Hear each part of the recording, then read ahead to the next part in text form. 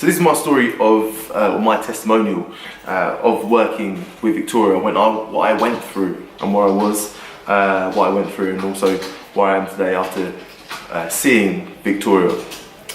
So I suppose it was a busy time of my life. I was developing the clinic and it took a lot more work and a lot more effort than I thought it was going to. And one thing I would say is that I would probably be the last person, I was the last person to expect to have to deal with fluctuations or downfalls in my mental health, but I did.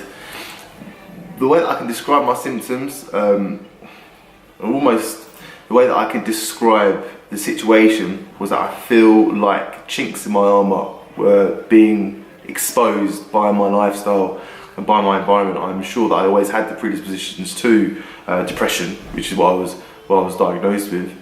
And I think it took me to expose those chinks in my armour for them to be able to then expose me.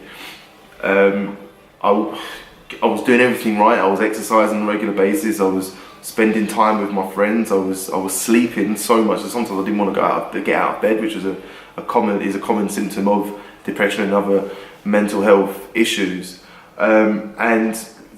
Whilst I was being tested both socially and work-wise by the situation that I was in, I started to develop a darkness which would stay there. Always remember it coming from, for some reason it felt like it was coming from the left side, and every day that went past, that darkness grew to the point where I felt like a lot of the time it would engulf me and it would keep me in bed and it would bring me to my knees, it would bring me to tears walking to work, and I had no explanation as to why I was feeling this. I had a real lack of self-awareness at that point in time. I couldn't come up with a rational reason as to why I was feeling that way. I was just feeling it, until eventually this darkness turned into a monster that would have a voice, and being in my head, in all my insecurities, it would tell me that I wasn't worth anything. It would tell me that I couldn't do something which I thought I would be able to. It was telling me very negative things that people thought of me, and my self-worth was just low, really, really low. And I thought that I could deal with it, and I couldn't. It got to a point where I was breaking down at work, and we've got members of staff here tell me that I had to cry on their shoulders a couple of times.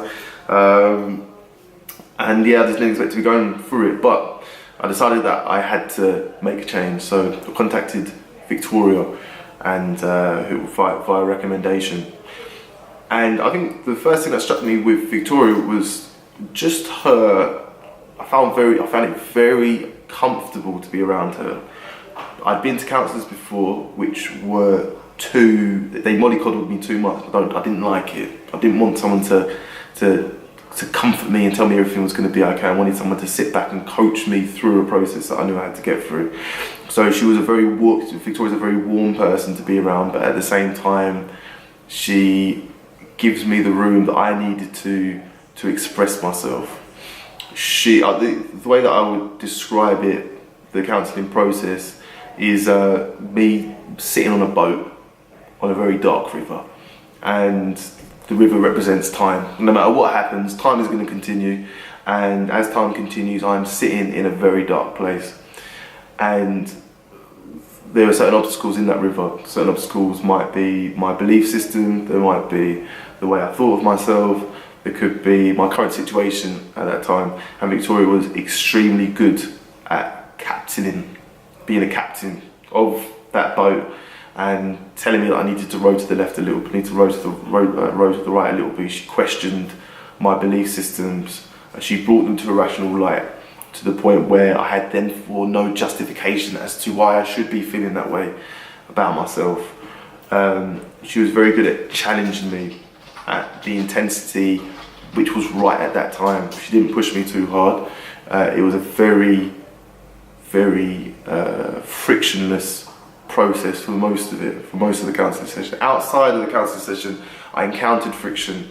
I encountered a reoccurrence of these belief systems which would knock me down again, but Victoria gave me the tools to deal with that.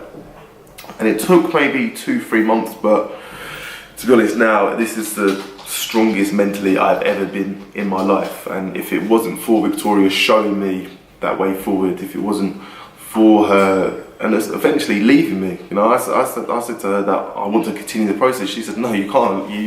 You have gone through exactly what you need to do for counselling, and you will find the next step outside of the counselling room, which means I've started to practice Stoic philosophy, which is a philosophy of tolerance. I've started to join mentorship groups, which help me to talk about my business issues or my biggest business concerns or plans with other people who are like-minded, and it's been a completely transformative process. It's changed I wouldn't say it's changed the person I am, but it's solidified the person I am, and it's solidified the person I want to be.